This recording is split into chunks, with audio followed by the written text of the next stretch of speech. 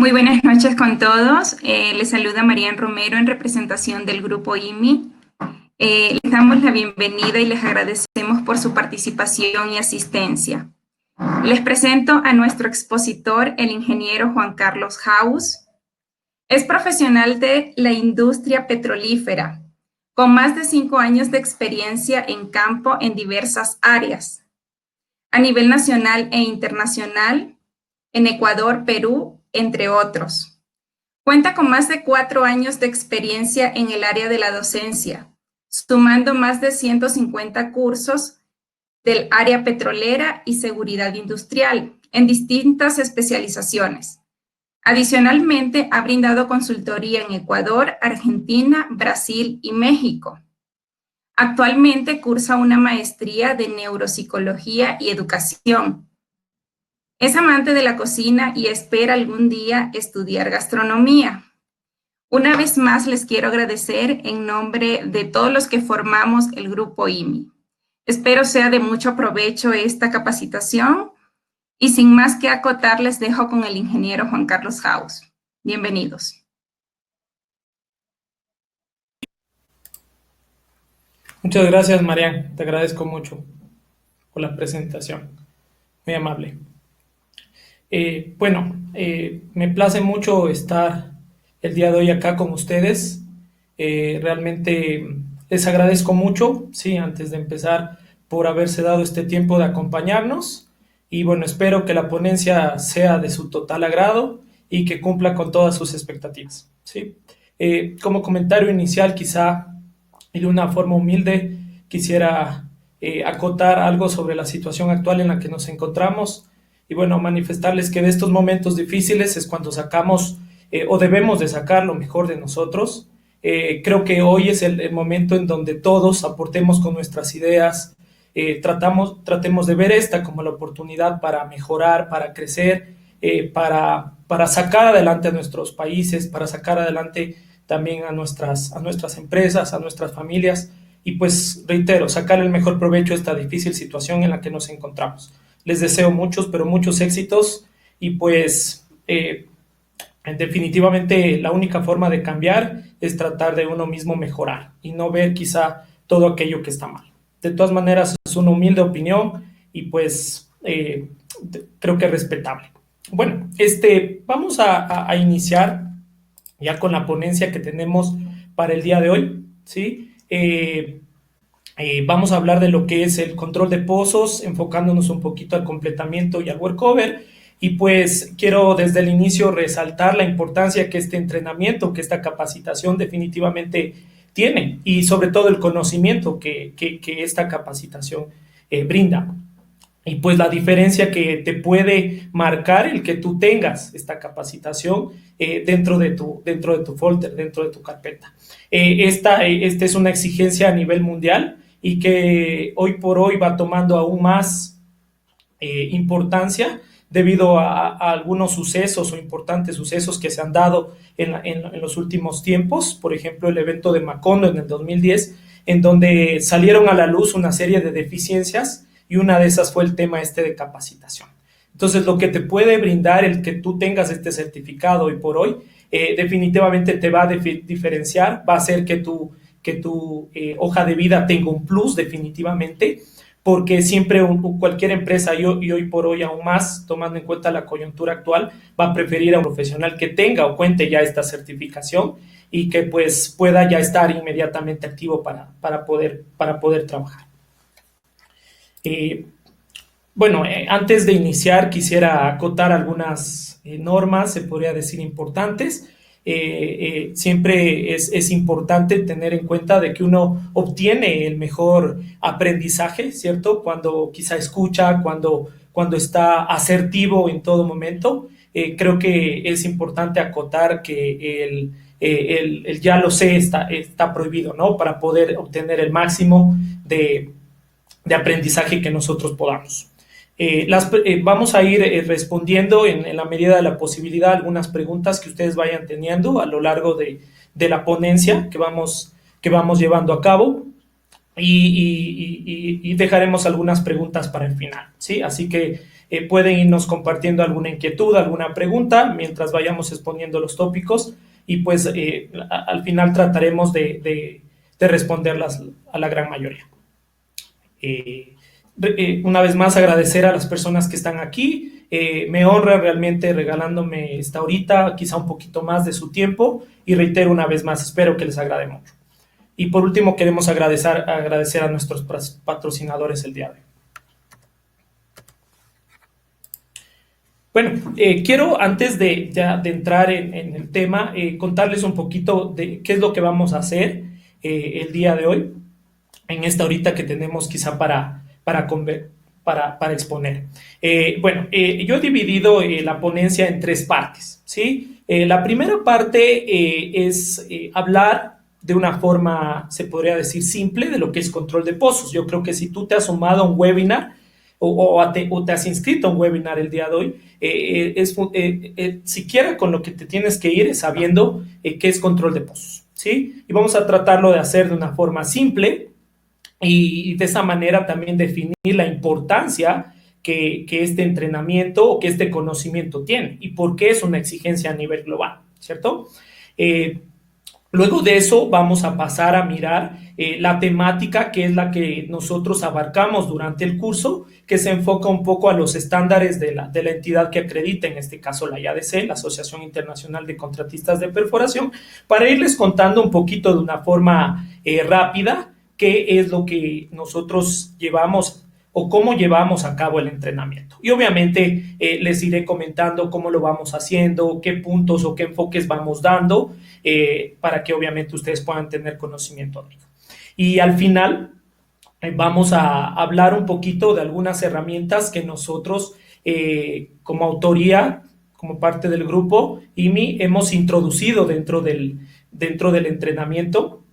Y creo yo que le dan un valor agregado al curso y hace que obviamente en la realidad el entrenamiento a la final te sirva, ¿cierto? Y se quede, o mejor dicho, que la persona que asiste se quede con el conocimiento, ¿sí? Creo que esa es la parte más importante, buscar una estrategia que nos permita hacer que ese conocimiento llegue a las personas que asisten a nuestros cursos y que la certificación que obtienen es una certificación con merecidos, en este caso, o con sobra de merecimientos. Perfecto. Entonces, me voy a permitir hablar de la importancia que tiene el control de pozos y para eso he dividido, se podría decir, al control de pozos en 2 fases de riesgo, ¿sí? Para poder entender estas 2 fases de riesgo hay que remontarnos a lo que llamamos el fondo del pozo. Muchas veces cuando hablamos o decimos el fondo del pozo, pensamos que es el último, la última parte perforada del pozo. Y eso es falso. En control de pozos, el fondo del pozo es aquel punto en donde está la arena abierta, que en este caso tiene fluidos, la arena subterránea, el yacimiento que se llama. Estos fluidos pueden ser petróleo, agua y gas. Y estos fluidos, como tienen presión que se ha acumulado por millones y millones de años, buscan siempre entrar hacia la formación. Por hacer así un ejemplo relacionado, es como una llanta, ¿cierto? Cuando tú la picas, pues obviamente el aire que está comprimido dentro de la llanta busca salir. Algo así similar hay que entender en este caso al yacimiento, al reservorio, a la zona de interés, a la arena, como básicamente la llamen en distintos lugares, ¿sí? Entonces, vamos a remontarnos a ese punto para analizar que en ese denominado fondo hay una lucha, ¿sí? Se podría decir que hay una pelea, ¿sí? Entre 2 fuerzas, o digámoslo así, entre 2 presiones que siempre interactúan y que en este caso nos van a hacer entender de una forma simple, espero, lo que es el control de pozos. Una fuerza es, como ya lo mencionaba, la fuerza del yacimiento, que usualmente suelo llamarle la fuerza de la naturaleza. ¿Por qué esta fuerza de la naturaleza? ¿O por qué la denomino o la llamo así? Porque esta presión ha sido almacenada hace millones y millones y millones de años. Los hidrocarburos o los fluidos que se encuentran en las formaciones subterráneas se acumularon hace millones de años. Y esa presión a la cual se encuentran almacenados es una presión desconocida o indeterminada, ¿sí? Y obviamente se contrapone a esa presión todo aquello que hace el ser humano para evitar tener contratiempos durante una operación. Eso básicamente se podría decir que es una gestión de riesgos. ¿Qué es lo que hacemos para que esa operación riesgosa sea realizada, pero de una forma exitosa? O sea, sin ningún tipo de contratiempo, sin ningún tipo de pérdidas humanas, contaminación ambiental o, desde luego, pérdidas materiales, que en este caso necesitamos para iniciar con el proyecto. ¿Sí? Entonces, ¿qué es control de pozos? De una forma, como te digo, simple. Cuando lo que hace el ser humano vence a lo que tenemos abajo del yacimiento de la formación o de la naturaleza. Eso es control de pozos. Eso es mantener un pozo controlado. Vamos metiéndonos un poquito más al tema. Entonces, ¿qué es lo que puede pasar? O analizando ya un poquito con más de profundidad, ¿qué es lo que puede pasar para nosotros perder el control de pozos? ¿Y qué es lo que vamos entonces ya a tratar de apuntar durante el entrenamiento? A todas aquellas condiciones que en este caso pueden ser causales de que el propio ser humano haga que perdamos el control de pozos. ¿Por qué? Porque estamos aplicando un procedimiento inadecuado, porque no estamos siguiendo los protocolos, porque nos estamos saltando, estamos bypassando quizá alguna parte del procedimiento. En otras palabras, la injerencia del ser humano en la operación o en el trabajo, que a la final trae o puede traer una consecuencia de que el pozo, en este caso, pierda control, ¿sí? Entonces, ahí podemos resaltar de que una razón para que exista una pérdida inicial de un control de pozos es causada por el ser humano. Entonces, ¿qué es lo que buscamos hacer en este entrenamiento? ¿Y qué es lo que la exigencia a nivel mundial busca que se corrija durante el entrenamiento? Todos aquellos errores conceptuales que quizá tú puedes tener. O, por ejemplo, en la gente que opera el taladro, que la parte experimental se complemente muy bien con la parte técnica, ¿sí? Para que la parte de ingeniería, que viene ya como un proceso, en la parte práctica se aplique y haya un conocimiento de causa de por qué se lo está haciendo. Y siempre uno esté pensando en qué consecuencia puede traer el que yo esté bypassando o el que esté evadiendo el no seguir con esas recomendaciones. Entonces, mira ese importante reto que tenemos para con el curso. Otra situación que podría traer, en este caso, la pérdida de un influjo en su etapa inicial, es aquellas que son causadas por la naturaleza. Por eso me gusta a mí llamarle a esta presión de yacimiento, a esta presión de formación, llamada técnicamente hablando presión de naturaleza, porque así la persona que toma el curso entiende que esto no depende de uno. Entonces, eso significa que aunque nosotros lo hagamos todo bien en cualquier proyecto o en un proyecto en donde nos encontremos, tengamos muy pulida la parte del conocimiento, tanto experimental como teórico, esto puede convertirse en una emergencia. ¿Qué es una emergencia? Una situación que puede ocurrir en cualquier momento. Entonces, las personas que estén en el taladro trabajando de forma directa o indirecta en la parte del workover, de reacondicionamiento o la operación de perforación, tiene que estar preparada para saber cómo manejar esa emergencia. Y solo obviamente la gente que esté preparada va a poder sacar adelante esa situación y poder distinguir una fase de riesgo o no. A esta fase inicial de riesgo, por eso divido el control de pozos en dos fases, se denomina o la llamamos un influjo. ¿Qué es un influjo? La entrada de fluidos provenientes de la formación, porque como te digo, la fuerza de la naturaleza le está ganando a la fuerza al control ejercido por el ser humano. En otras palabras, la primera barrera instaurada para mantener este control, que es la barrera del fluido, se ha perdido. Entonces, para ordenar ideas, el ser humano debe de gestionar una primera barrera denominada la barrera del fluido, la barrera generada por la presión hidrostática, que debe de mantener el pozo controlado.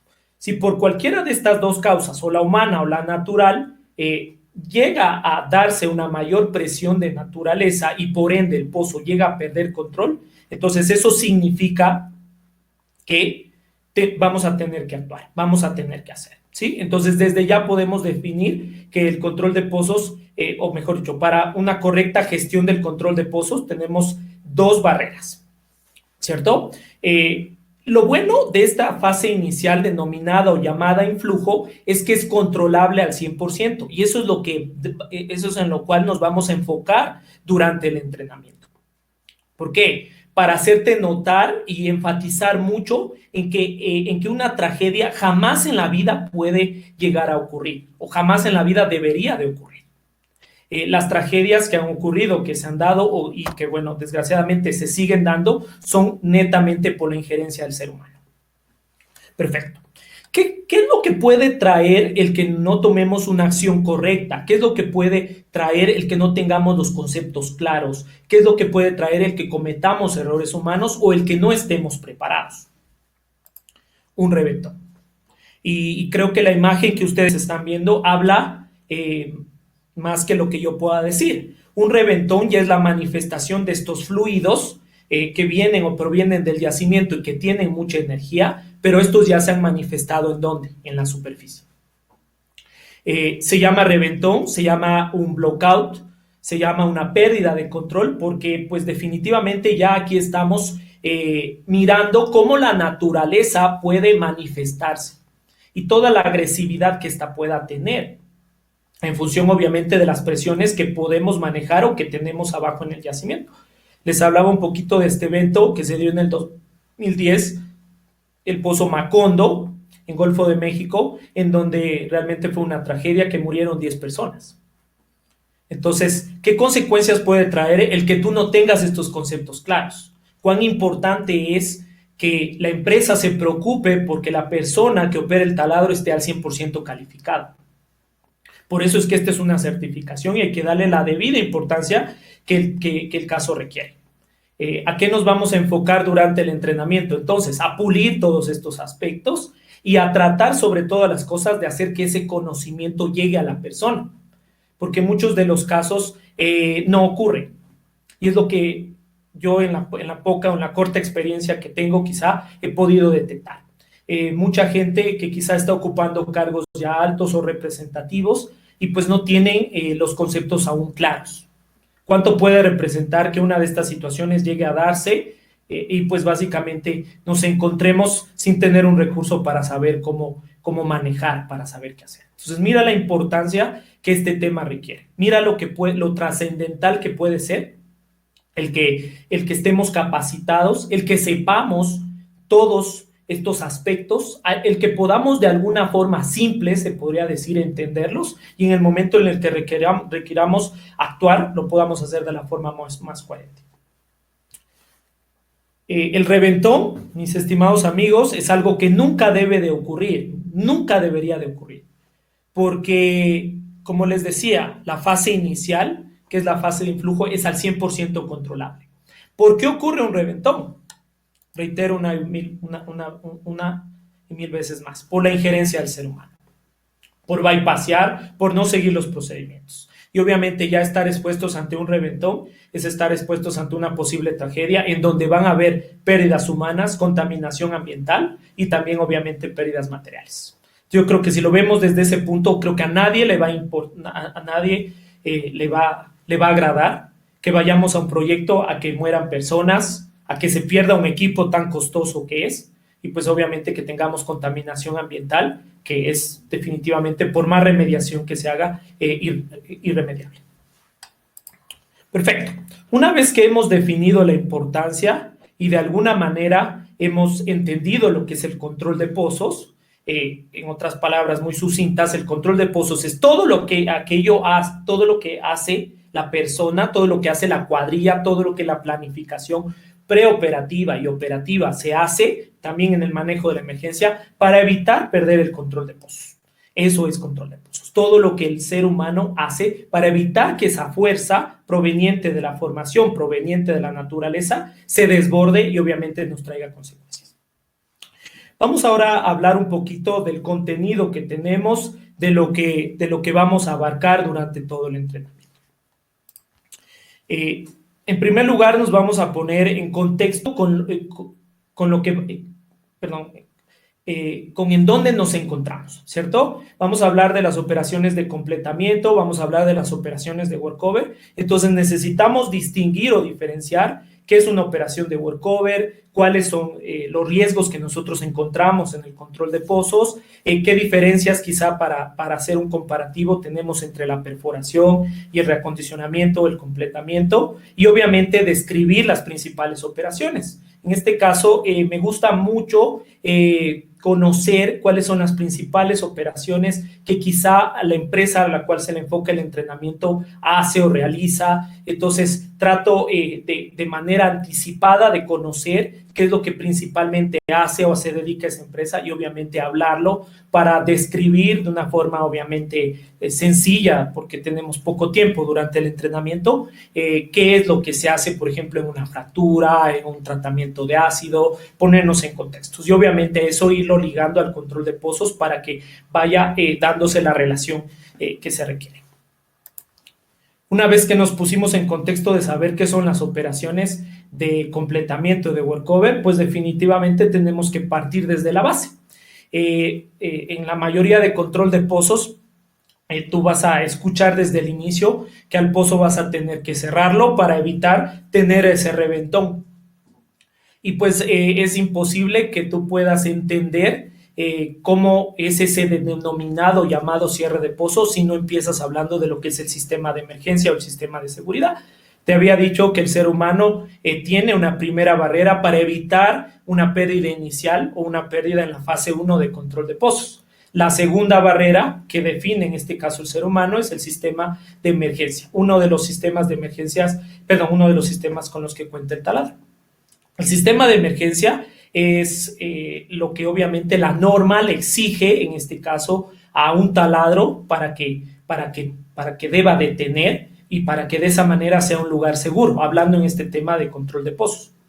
Si tú quieres hacer un trabajo seguro, tienes que estar en un lugar que sea seguro. Tú no puedes pedir seguridad si, por ejemplo, estás haciendo que una persona se siente en una silla que, por ejemplo, no es ergonómica. Entonces, en este caso nos enfocamos en eso. Estar en un lugar seguro y tener todas las herramientas para que en el caso de que tengamos o un error humano o una causal de la naturaleza, se encuentre ahí, en este caso el sistema de emergencia, y podamos evitar al 100% tener un reventón, o sea, tener una tragedia. Y en este caso dividimos el enfoque del entrenamiento en mirar el sistema de entrenamiento en los tres. Lo dividimos en tres partes esenciales enfocadas obviamente al control de pozos. Los equipos que nos van a servir para detectar la presencia de un influjo, los equipos que nos van a permitir cerrar el pozo ante la eventual ya presencia detectada del influjo y qué equipos vamos a necesitar para retomar, para restablecer el control. Una pérdida de control de pozos no es una operación en este caso, planificada. Uno no planifica con anticipación que el pozo se vaya a venir o que el pozo se vaya a descontrolar, para nada. Entonces, obviamente, el objetivo ya cuando el pozo se ha venido es tratar de hacer lo que se tenga que hacer, obviamente bien gestionado, para retomar con las operaciones a las cuales, pues, obviamente venimos. Y como estamos hablando de completamiento de workover, también hablamos de lo que son las herramientas de completamiento, las herramientas que se utilizan, ¿cierto?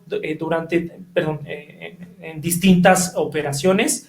Hay trabajos que se realizan sin el taladro, entonces también es importante enfocar esos trabajos denominados o llamados rigless y que puedas conocer las herramientas, los protocolos en este caso que se hacen, por ejemplo, para una instalación, desinstalación del árbol de Navidad y otros temas. Una vez que hemos determinado el sistema de emergencia, es importante hablar o complementar, se podría decir, los conceptos que hemos topado en el sistema de emergencia con la teoría de lo que es la integridad del pozo. Hablamos del sistema de emergencia y bueno, yo les mencionaba que estas tragedias se dan por la injerencia del ser humano. Una razón importante de hechos en donde hemos tenido reventones ha sido porque la barrera, en este caso la denominada barrera o la barrera secundaria, no ha sido probada, por ejemplo. Entonces ahí empezamos a ver la injerencia del ser humano que quizá por ahorrar un tiempo o por el exceso de confianza empieza a saltar ciertos procedimientos.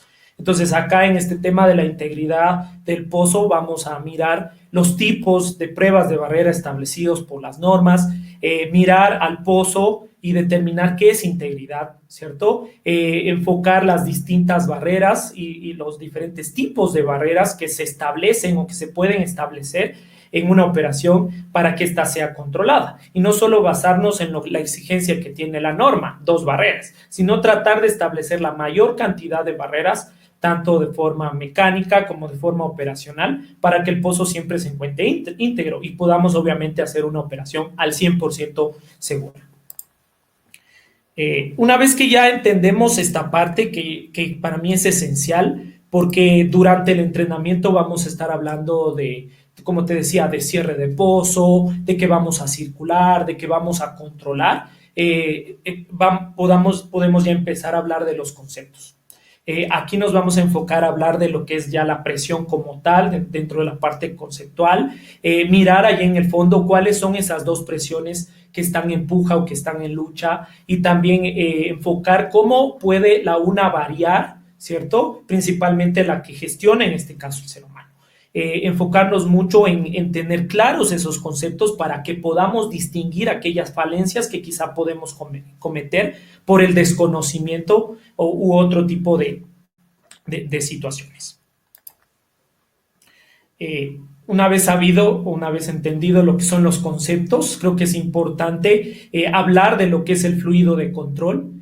Como acuérdate que habíamos dicho que es la primera barrera, entonces hay que conocerla íntegramente, hay que ver cuáles son las principales propiedades con las cuales este fluido aporta, ¿sí?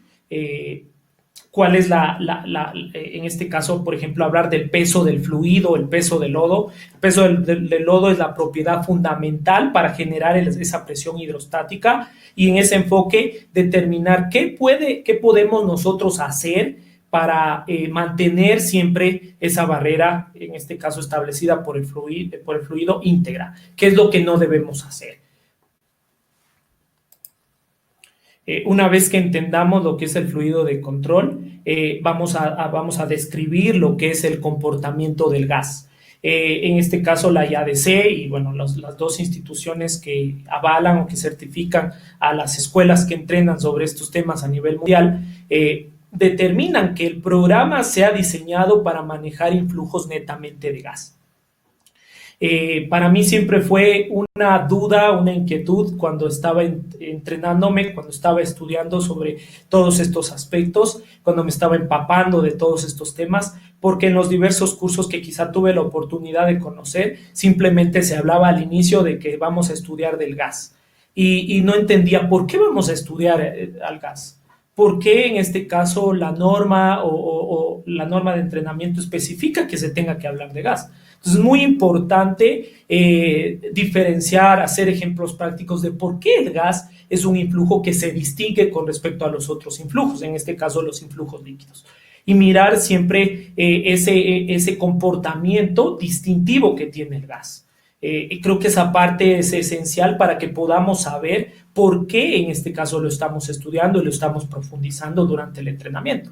Quizá cualquier persona suele pensar o suele decir que el gas es el influjo más peligroso porque este llega a la superficie, se expande y es altamente explosivo y eso. Y sí, esas son otras de las características que quizá por sentido común conocemos del gas, pero no es esa la real condición por la cual se lo estudia el gas, sino porque el gas cuando esté en el pozo disminuye drásticamente la presión hidrostática si lo comparamos con los otros influjos. Y eso genera a la larga que tengamos mayores presiones arriba en superficie. ¿Sí? Entonces de ahí se deduce ese hecho que quizá la mayoría de personas que vienen al entrenamiento porque ya lo ha tomado o porque quizá lo va a tomar por primera vez, ya lo concibe o ya lo trae. Hay que actuar rápido porque si no eso puede generar mayor riesgo. Pues hay que actuar más rápido porque las presiones que vamos a generar con el gas son mucho mayores que con respecto a los otros influjos. Otro comportamiento es la migración. ¿Qué es lo que puede generarte un gas cuando el pozo está cerrado? Y también la expansión. En este caso, obviamente, siempre lo vamos a diferenciar entre lo que pasa en perforación y lo que pasa en reacondicionamiento o workover, porque obviamente ya en workover tenemos que el pozo está revestido, que el pozo está cementado, y eso a la larga sí es eso es una gran ventaja. Y también encontramos desventajas, definitivamente. Vamos, luego de que entendamos muy bien lo que es el gas y su distensión con respecto a los otros influjos, a describir algunas denominadas o llamadas en el entrenamiento situaciones especiales. ¿Qué es una presión atrapada? ¿Cómo se puede dar? ¿Qué situaciones puede concebir? ¿Cómo se puede manejar una presión atrapada? Procedimientos para la purga. ¿Qué es una escala? ¿Qué es una parafina? ¿Por qué puede ocurrir? ¿Por qué se puede dar? ¿Qué consideraciones puede tener el que trabajemos con pozos que tienen altas concentraciones de gas H2S, por ejemplo? ¿Qué es un hidrato? Y pues obviamente enfocar esas situaciones que pueden traer en este caso consecuencias cuando estemos definiendo quizá un procedimiento que vamos a establecer para controlar el pozo. Recién en este momento, miren, recién en este momento vamos a empezar a hablar o vamos a empezar a hacer cálculos, ¿no? Quizá cualquier persona puede mencionar o creer que el cálculo es lo primero que vamos a encontrar y lo primero que vamos a abarcar en el entrenamiento. Y pues básicamente hay la teoría que dice que si tú practicas mucho, te vas a convertir en un experto cuando en este caso estás practicando matemáticas. Pero en la realidad la parte conceptual es esencial. Si tú no sabes qué es una presión hidrostática, qué es una presión de fondo, no las diferencias y solamente por inercia aplicando una fórmula las estás calculando, pues obviamente eso no te va a permitir que ese cálculo a la final esté siendo entendido y que pueda ser duradero, porque el objetivo obviamente del entrenamiento es que todo esto sea duradero y que la idea o los conceptos que los vamos definiendo se vayan filtrando quizá la información más relevante y que con eso tú te puedas quedar. Eso es esencial porque a la larga se va a requerir que la persona en in situ, en el lugar, en el taladro pueda reaccionar, pueda hacer un cálculo. Entonces eso se lo puede hacer una vez que hemos definido, una vez que hemos conceptualizado todo. Y ahí sí quizás nos podemos centrar en este caso en abarcar los cálculos, qué es una capacidad, qué es un volumen, unidades y otros. Enfocándonos obviamente en los cálculos para control de pozos. Ahora que hemos entendido, que hemos hecho un poco de cálculos, pasamos a mirar las causas de los influjos. ¿Por qué tenemos influjos? ¿Por qué ocurren los influjos? En este caso es importante abarcar o mirar, y me gusta mucho en el entrenamiento diferenciar las causas de los influjos en las causas generadas por el humano y las causas que en este caso son generadas por la naturaleza. Y pues la mayoría de causas obviamente son generadas, en este caso, por la injerencia del ser humano. Entonces, con eso enfatizamos una vez la importancia que tiene el entrenamiento, la importancia de lo que estás aprendiendo para que desde luego de esa manera puedas tratar de captar la mayor información, porque eso a la final te va o te puede salvar la vida. Una vez definidos los causales o el por qué tenemos un influjo, es importante definir un procedimiento o definir el procedimiento, en este caso, recomendado por la norma para tomar ya decisiones en el pozo. Si estamos hablando de operaciones en donde el tiempo es muy valioso, tú no te puedes dar el lujo de quizá tomar una decisión errada. Entonces, ¿qué es lo que el procedimiento abarca o dice para que tú puedas cerrar el pozo? Distinguir lo que es un indicador primario o positivo de otro tipo de indicador. Y también establecer muy claramente a qué persona la norma atribuye esa responsabilidad de tomar la decisión de cerrar el pozo, que en este caso es al perforador o al driller. Una vez que hemos determinado cómo vamos a cerrar el pozo o qué indicaciones o qué comportamientos va a dar el pozo, para advertir la presencia o la manifestación de una pérdida de control del pozo, tenemos que determinar cómo vamos a proceder, cómo vamos a cerrar el pozo.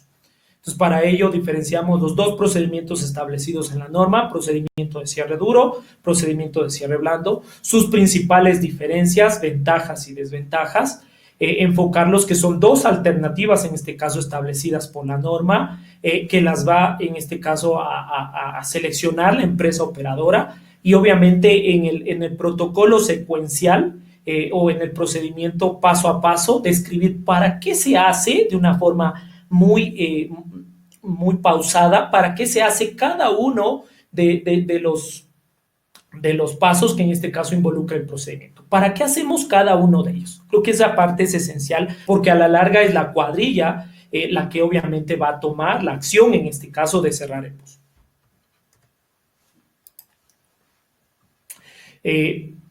Por último, lo que vemos o a lo que nos enfocamos en el curso es hablar de las principales técnicas de control de pozos. Y en este caso vamos a dividir en tres partes a estas técnicas de control de pozos, enfocándonos en la parte más simple o denominada o llamada convencional, a la no convencional, que es la parte más difícil.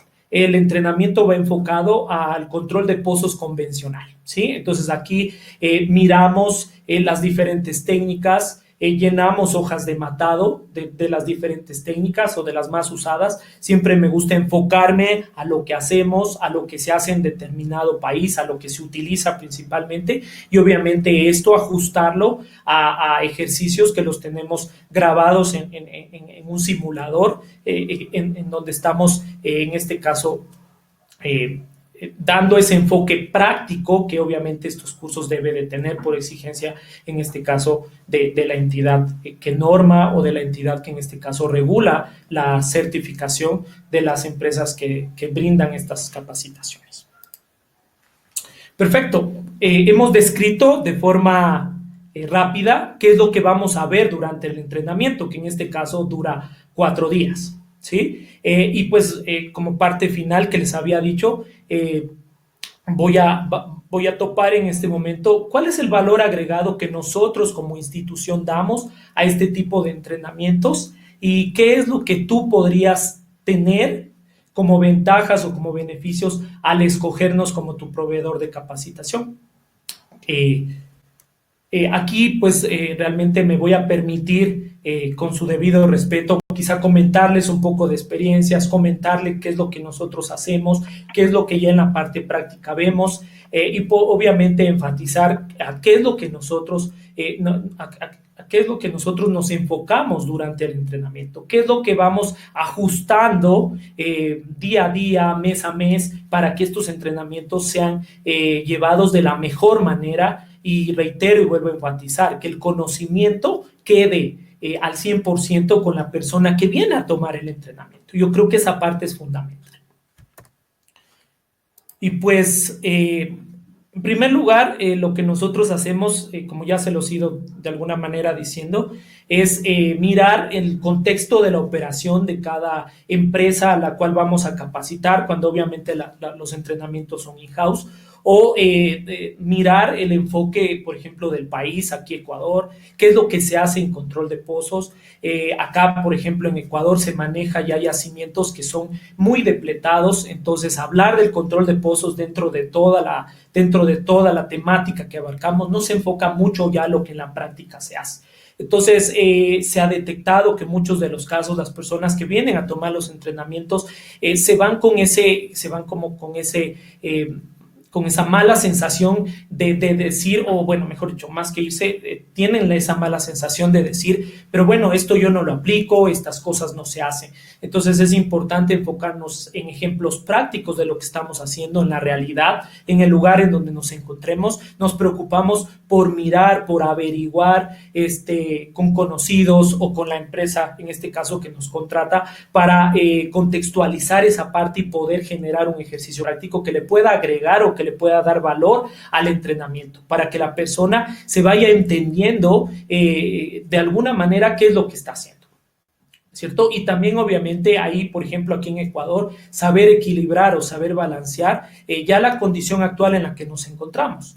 no podemos requerir o no podemos ponernos en el plan, por ejemplo, de decir es que no, es que al pozo hay que circularlo y hay que hacer esto porque esto es lo que avala la norma. Si ya, por ejemplo, tenemos formaciones o yacimientos que toman muchísimo y en donde obviamente una circulación va a generar demasiadas pérdidas hacia la formación que van a dañarla y que a la larga van a hacer que el tiempo de recuperación de la inversión que está haciendo la empresa operadora sea mayor, teniendo en cuenta de que ya los pozos denominados de yacimientos maduros son pozos que tienen producciones residuales, producciones finales.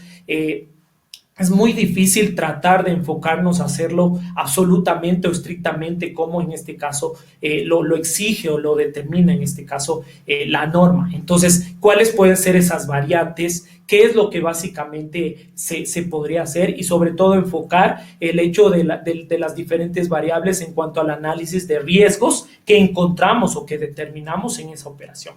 Y pues que la persona que toma el curso, que en este caso es un supervisor, tenga claro ese enfoque y sepa que si es una operación en donde está involucrándose riesgos, tiene que tenerla siempre bajo control y puede establecer todo lo que se tenga que hacer para que definitivamente eso marque una diferencia entre hacer una operación controlada y no controlada, que a la final va a dar los resultados deseados, una operación pulcra, una operación que no tenga emergencias, que no tenga incidencias, que creo que es lo que todos estamos apuntando, que creo que es lo que todos buscamos.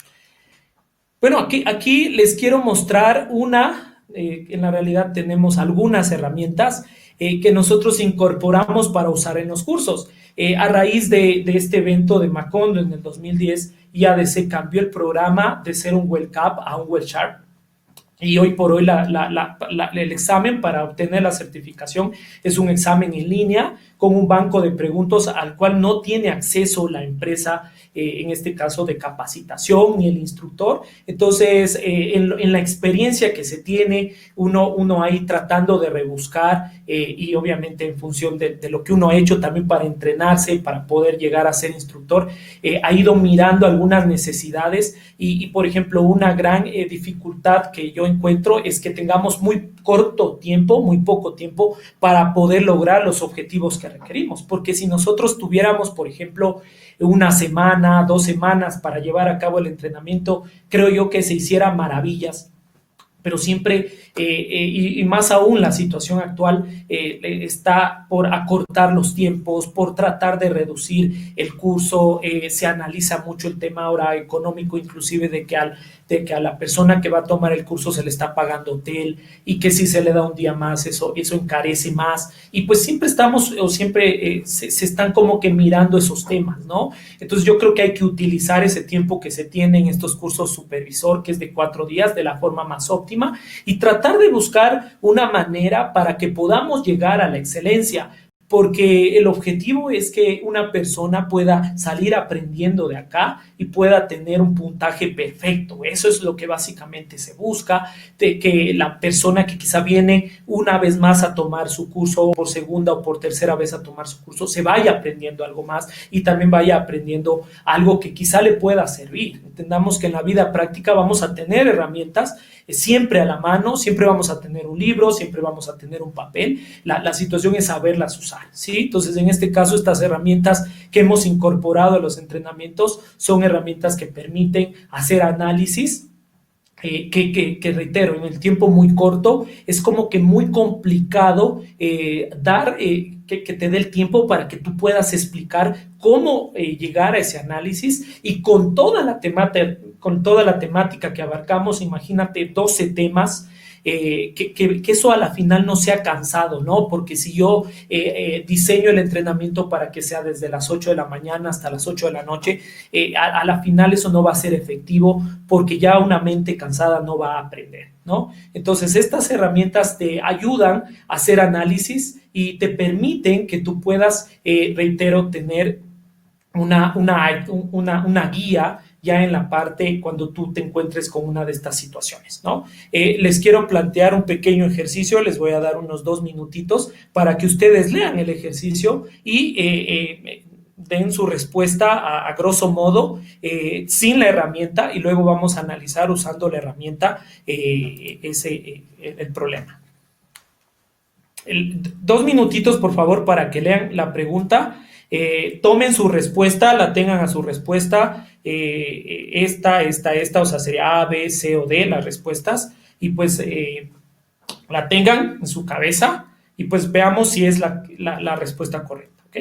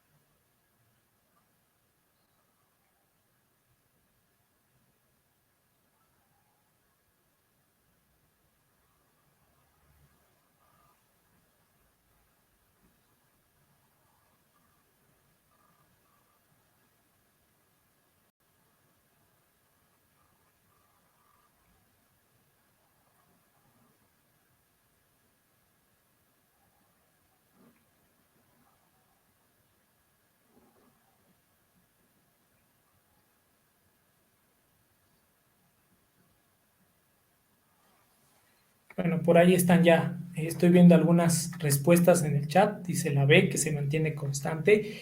Yo creo que la mayoría de ustedes, o la mayoría cuando hago el análisis de esta pregunta, dirá que como dice que aquí que se reduce la velocidad, lo más probable es que la presión en fondo disminuya. Vamos a verlo ahora, en este caso, con la herramienta, ¿ok?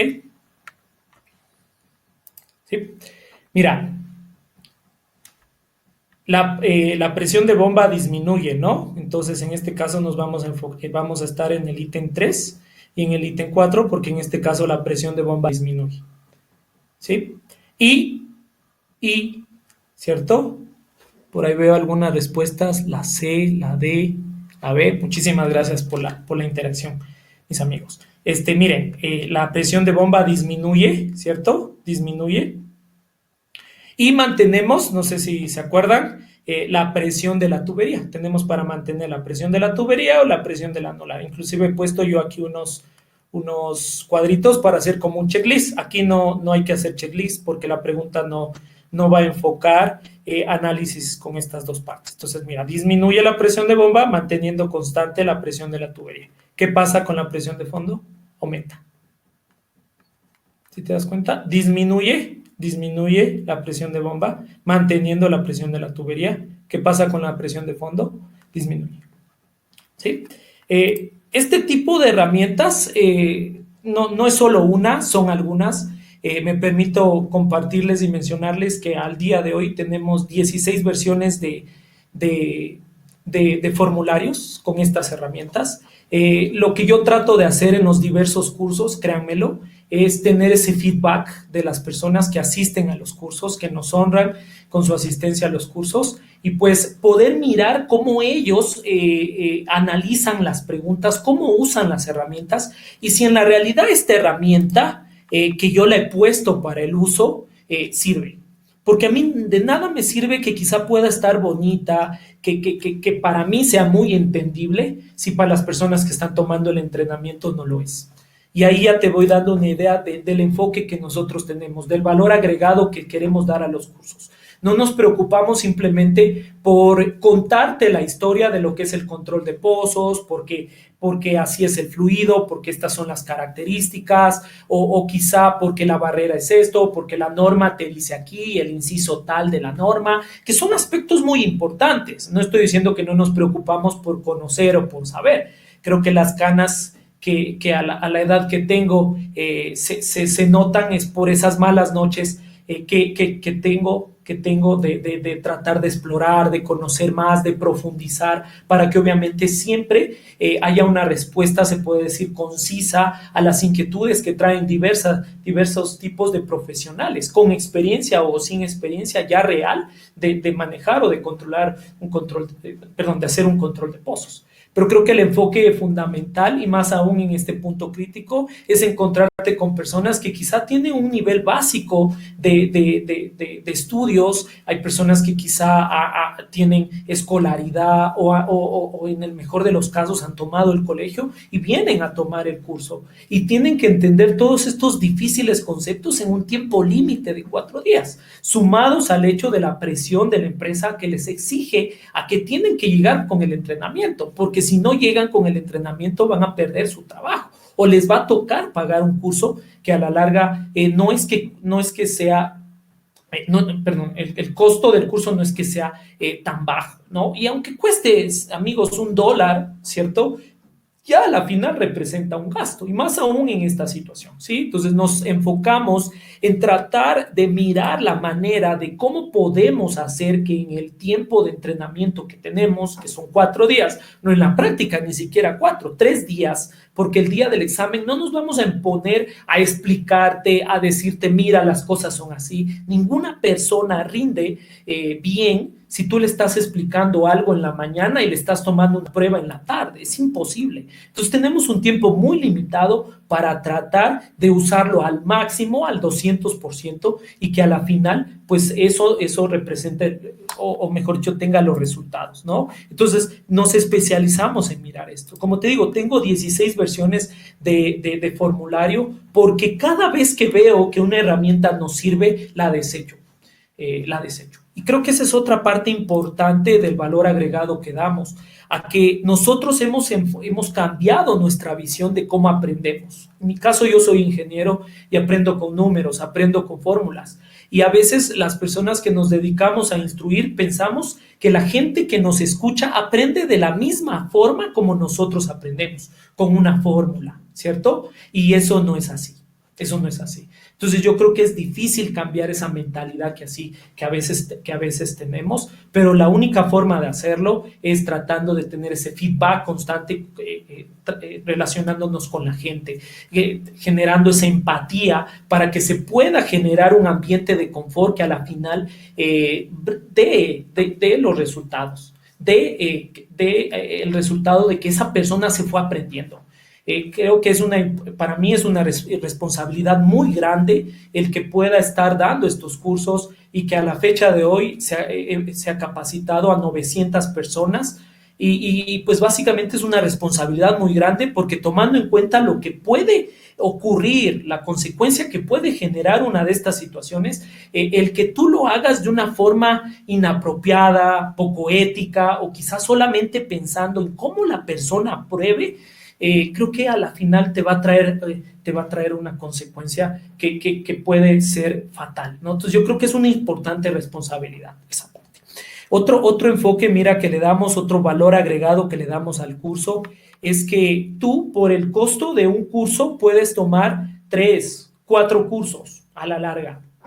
¿Me explico? Mira, nosotros llevamos un control personalizado del desempeño de cada persona. Este es un reporte que se lo gestiona durante el entrenamiento, en donde, mira, se va viendo, se va mirando cómo va entendiendo, ¿cierto?, la persona lo que se le va explicando, ¿no? Entonces se hace una especie de pruebas o de evaluaciones que comprenden, pues, evaluaciones escritas, se podría decir evaluaciones orales, ¿cierto? Y pues en este caso vamos calificándolas.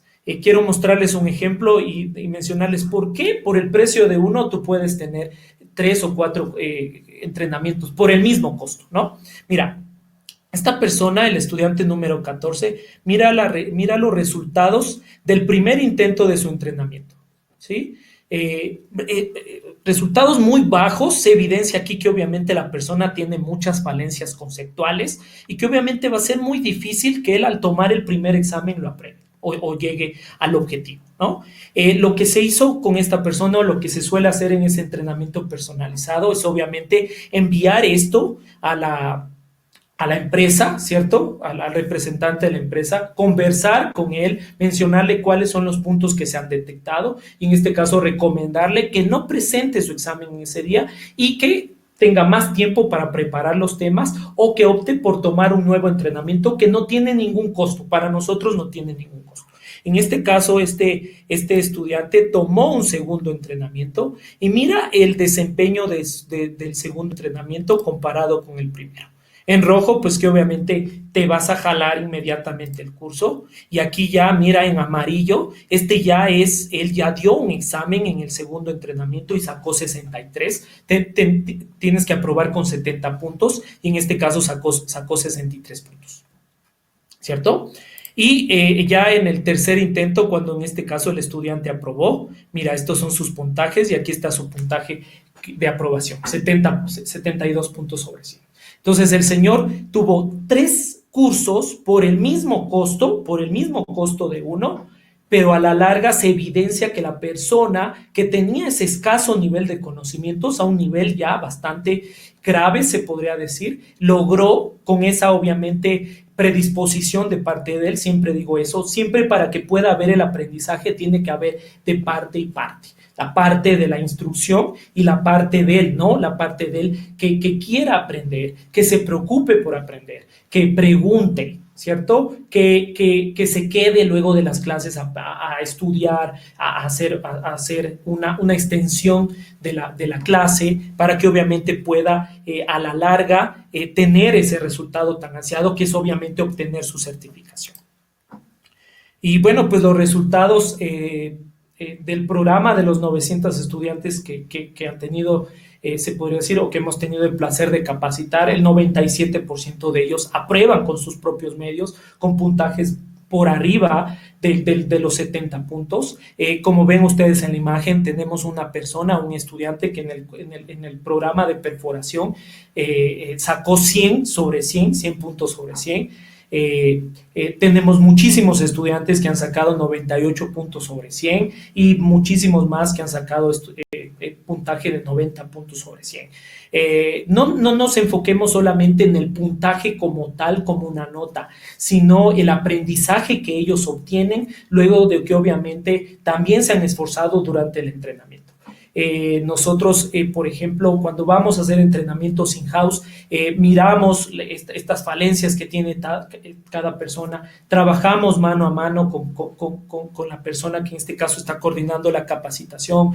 Nos ha tocado en ocasiones quedarnos hasta las 2, 3 de la mañana con los estudiantes, junto con ellos, estudiando, generando un ambiente de confianza que a la larga permita que exista ese feedback, que exista ese aprendizaje. Reitero, lo más importante es enfocarnos en que ese conocimiento, y ese es el enfoque, el valor agregado que damos, llegue a quién, llegue a las personas que en este caso lo están tomando. Eso es lo más importante, eso es lo esencial para nosotros. Medir de alguna forma qué es lo que nosotros estamos haciendo para que esa persona aprenda. No medir la manera como yo quizá hablo, de que obviamente es importante que el mensaje que quizá yo transmita pueda ser claro, pero no necesariamente un mensaje claro para una u otra persona puede serlo. Entonces creo que hay que medir la manera como ese mensaje pueda llegar. Y es lo que siempre estamos tratando de medir. Vamos haciendo análisis estadísticos de cuáles son los puntos en donde las personas tienen mayores falencias, ¿cierto? En donde quizá estamos fallando más, en donde hay una reiterada falla. Y en este caso nosotros identificamos que tenemos que mejorar, que quizá la herramienta que estamos utilizando no es la correcta, que quizá el gráfico o la explicación medida por obviamente los temas que se tratan no son los adecuados, no son los correctos. Y de esa manera nos permitimos mejorar para que cada vez el entrenamiento vaya siendo más ajustado a la persona. Reitero, ese valor agregado que podemos dar a la persona que viene aquí es que vaya aprendiendo algo que le va a servir, que va a ser mucho y que a la larga le va a permitir llegar sano y salvo a casa. Y, por ejemplo, si es a la empresa, tú estás contratando a una empresa para que haga un entrenamiento como que si lo estás haciendo en casa, ¿sí? Porque estás detectando, estás sacando a la luz todo aquello que tú estás viendo que se pueda mejorar. Bueno, por último, quizá permitirme expresar lo que dice aquí. No trabajamos para que apruebes un examen, sino para que básicamente logres la excelencia. Yo les quiero agradecer mucho por su participación el día de hoy. A todos ustedes, reitero una vez más, les deseo muchísimos éxitos y pues espero que el tema que abordamos les haya agradado mucho. Muchísimas gracias. Creo que Yair, en este caso nuestro director de operaciones, les va a comentar unos temitas, les va a dar unos obsequios que hemos preparado para las personas que se han quedado con nosotros hasta el final. Y pues te dejo, Yair. Wow, pues qué tema, Juan Carlos. Definitivamente siempre muestras la pasión que le inyectas al impartir tus cursos.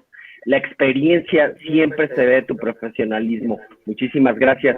Con todo respeto, señores, les saludo. Mi nombre es Jair Ugalde, soy el director de operaciones del Grupo IMI y me complace saludar a nuestra audiencia que se ha tomado el tiempo para participar de la mano de expertos como Juan Carlos con este tema de Well Control, Well Cover, que es de gran interés hoy para los mercados y bueno, con la visión y el expertise que tiene Juan Carlos, seguramente es un tema, como él ya lo mencionó, es un tema ya totalmente hecho. Tenemos algunas preguntas, Juan Carlos, que me gustaría comentarte. Claro que sí, Yair, con mucho gusto. Ok. En plataforma, ¿es distinto el control de pozo? No, es el mismo, es el mismo. Quizá la parte que cambia es la parte de los equipos. Por eso es que cuando se hace un entrenamiento subsea o costa afuera, lo que principalmente se enfoca es la parte de los equipos o del sistema de emergencia. Pero en sí el control de pozos como tal es el mismo, los mismos conceptos, los mismos principios, es exactamente el mismo. La parte de los equipos es la que sí se diferencia, ¿no? Ok, pregunta Jairo, casi mi tocayo. ¿El flujo de gas se controla igual en fluidos base agua o base aceite? No, es distinto y muchas gracias por la pregunta. Por ejemplo, en el entrenamiento de perforación, ese es otro enfoque que hace o que distingue al gas o que lo hace al gas más peligroso comparado con los otros influjos. ¿Por qué? Porque el gas tiende a ser miscible o se tiende a mezclar con el lodo base agua. Entonces hay que tomar otras alternativas para poderlo manejar. Ok, otra pregunta de Edwin. Dice, cuando se instalan memorias al pozo con un sistema wireline, ¿para qué sirve esta instalación de estas memorias en el pozo? Bueno, este tema se sale un poquito quizá de la parte de control de pozos, las memorias o las memory gauge que se instalan, se hace para hacer una prueba de restauración de presión o denominada o llamada build-up. Entonces, lo que se hace en esta prueba es determinar la presión del yacimiento o la presión de la formación para poder determinar, mediante el análisis nodal, el equipo de sistema de levantamiento artificial que se va a instalar y obviamente determinar el índice de productividad del pozo.